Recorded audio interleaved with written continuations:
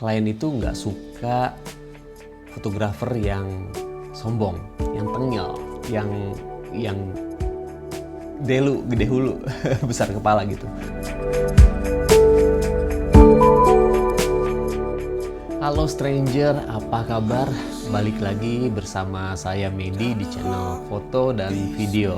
Pada vlog kali ini kita akan membahas satu pertanyaan dari salah satu teman dunia imaji.com. Ini pertanyaan dari Brother Ristianto.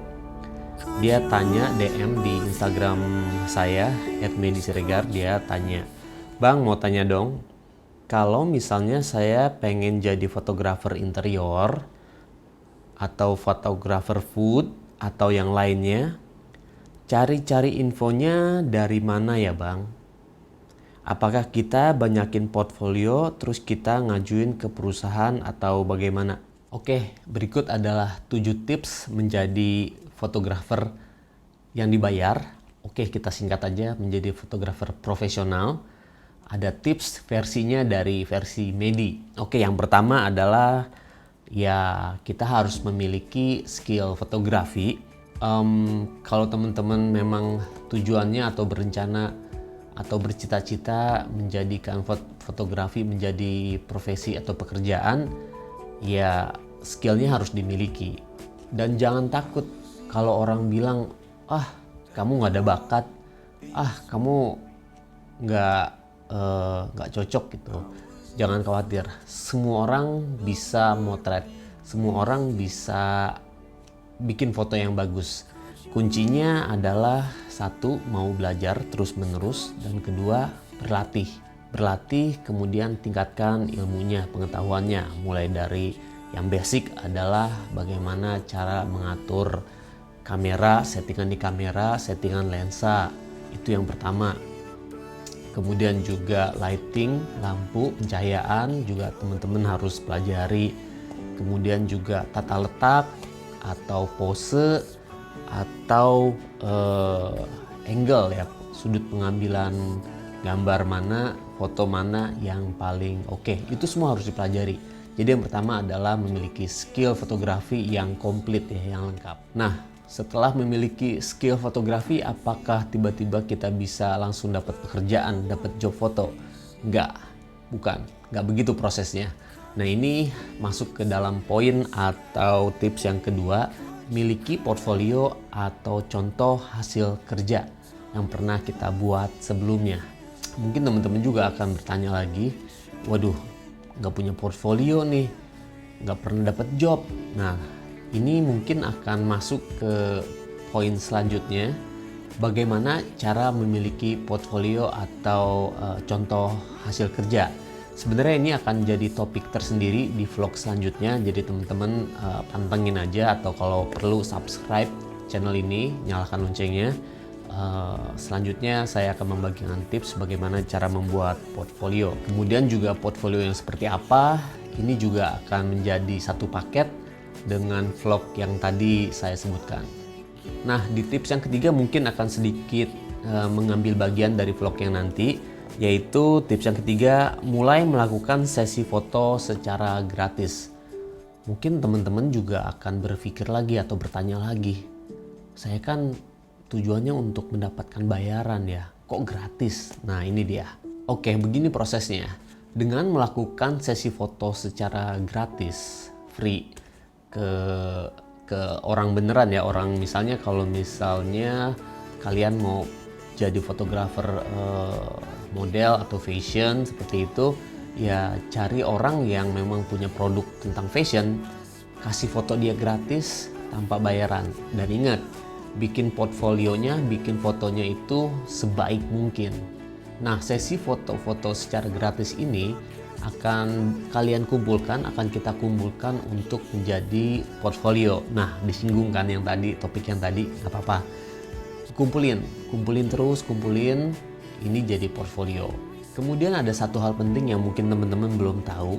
Dengan melakukan sesi foto secara gratis tapi hasilnya bagus, hasilnya harus bagus terus ya, semaksimal mungkin yang kita bisa pada saat itu, yaitu adalah kita mendapatkan promosi mouth to mouth. Jadi promosi gratis dari mulut ke mulut. Kenapa ini penting? Karena begini, orang akan lebih percaya jika ia mendapatkan rekomendasi dari temannya, dari sesama pengguna.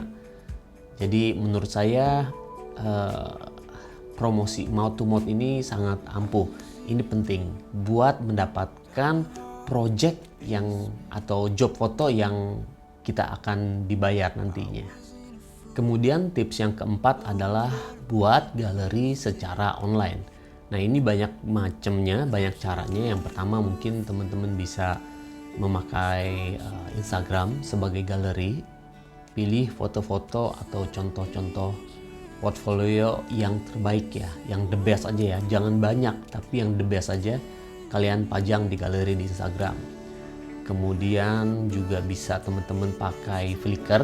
Flickr itu enaknya dia resolusinya bisa besar kita upload. Jadi kalau teman-teman kasih linknya ke calon user atau calon klien itu bisa klik dan hasilnya bisa besar gitu. Jadi kalau Instagram kan kecil ya, itu kelebihannya. Jadi gunakan Flickr atau kombinasi juga bagus. Dan selanjutnya kalau teman-teman sudah ada budgetnya, teman-teman bisa membuat website sendiri, misalnya medisiregar.com. Nah, jadi kan lebih apa ya, kesannya lebih profesional begitu. Jadi kalau udah ada budget, boleh teman-teman bikin website galeri sendiri. Atau juga tips yang selanjutnya bisa teman-teman gunakan wix.com. Ini bukan promosi, tidak di endorse atau tidak dibayar, tapi Wix ini punya versi gratisnya, versi yang tidak berbayar. Jadi teman-teman bisa pakai juga, dan ini seperti website pribadi. Jadi mungkin ya ini bagus juga ya pakai Wix yang gratis dulu, kumpulin, udah ada budgetnya, udah ada dananya, udah ada uangnya, upgrade Wix-nya ke yang berbayar. Jadi bisa pakai nama sendiri. Kalau yang gratis tadi itu kita ya sedapatnya dikasih nama sama Wix ya. Yang kelima, nah yang kelima ini yang menurut saya sangat penting. Salah satu yang sangat penting, mungkin yang paling penting ya, itu kalian harus memiliki sikap rendah hati dan memiliki jiwa melayani. Kenapa? Begini.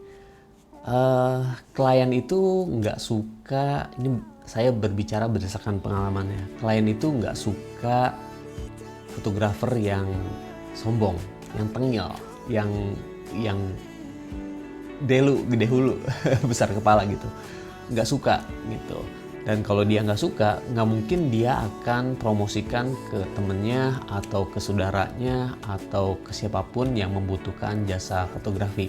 Jadi ini menurut saya itu penting banget ya, miliki jiwa melayani, kemudian miliki rendah hati ya, bukan rendah diri ya, rendah hati ya. Jadi walaupun kalian mempunyai skill yang top notch, yang keren banget, tapi kalau misalnya tengil, kalian nggak akan suka, nggak akan dipakai lagi nextnya gitu.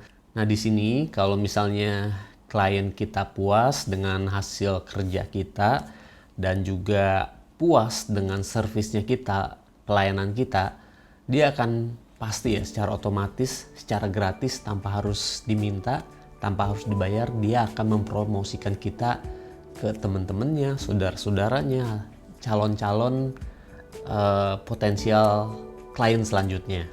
Oke, tips yang ke-6, setelah tadi kalian nggak sombong, tips yang selanjutnya adalah buat networking atau bergaul dengan orang lain, bergaul dengan sesama fotografer.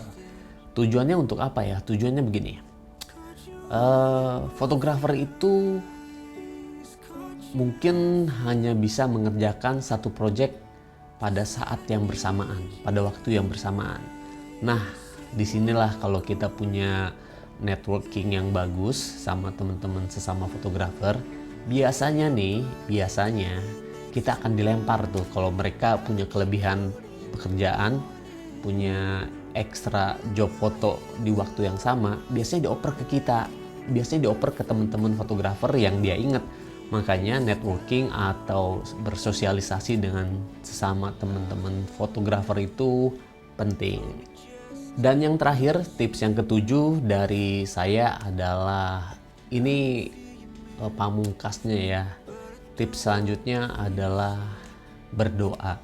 Jangan lupa berdoa, karena sebagaimana kerasnya kita berusaha, sebagaimana pinternya kita, kalau Tuhan gak kasih izin, Tuhan gak bukain jalan, Tuhan gak bukain pintu, ya nganggur aja di rumah dengan peralatannya lengkap, dengan skill yang keren, dengan portfolio yang bagus-bagus. Jadi berdoa itu penting ya. Berdoa untuk mendapatkan klien, berdoa waktu kita melakukan pekerjaan atau job foto, berdoa.